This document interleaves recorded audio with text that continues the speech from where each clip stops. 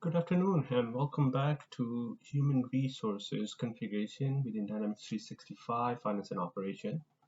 And in today's video, we are actually going to talk about labor unions.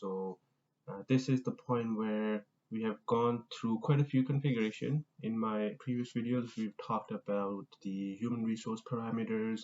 We've talked about the issuing agencies and the identification types, deployment categories. So all of that actually is applicable to the human resources configuration. And if it is of course the first time you've stumbled upon this video where your interest lies within the HR module, then do feel free to go through those videos because they will be very applicable and helpful to you as you are learning how to configure the HR module within Dynamics 365. So today we're going to talk about labor unions. It's going to be a very short and quick video just because the labor union and in terms of the union itself, Dynamics 365 is not the best cloud solution to cover the union.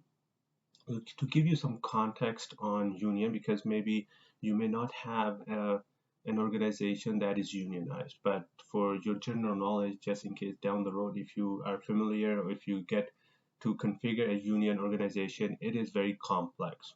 Their processes are very complex because they are very strict and they have like a huge manual where they define rules in order to execute a task.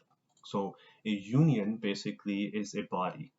So in Canada, at least from what I know, and in the US, it's simply a body that governs and represents their workers.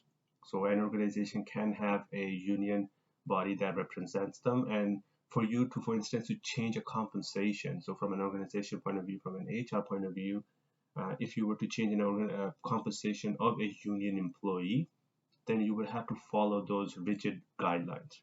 And in order to do that, of course, you would have to have that within the system.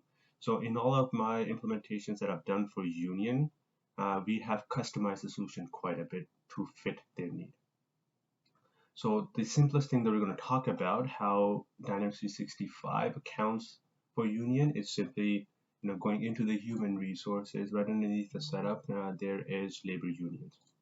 In here, we simply define what the labor union is, what the organization looks like, and that is all there is to it, to be honest, within the HR module.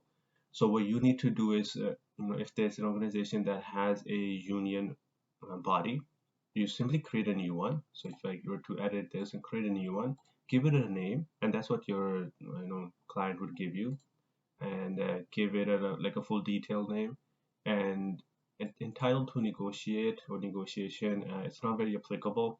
Has no relevance, to be honest, and this, as is mentioned, labor union or union in general is not something that Dynamics 365 covers at all.